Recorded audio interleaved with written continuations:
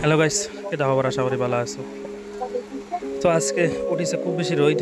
তো আমরা ওয়াই গেছি আজকে, জেসিবি আইসে গাত করতো আর ফিলারও ফেলা নিয়মিত। তো আপনারা দেখতে পারেন বর্তমানে জেসিবি গাতও আরম্ভ করে দিয়েছে আর মানুষ কাম আরম্ভ করিচ্ছেন গাত করা চলে। গাত করিয়া মোটামুটি দেখিলাই হল যে কেমন গাত হয়েছে এটা না জায়গাত গেলে বুঝে যাবে। দেখিলাই গাত কিলা হইল কিলা না।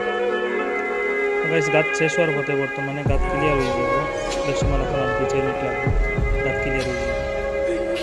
তো আপনারা দেখতে পারতাম মোটামুটি গাত ক্লিয়ার হয়ে গেছে আর বেশ সময় লাগতো না।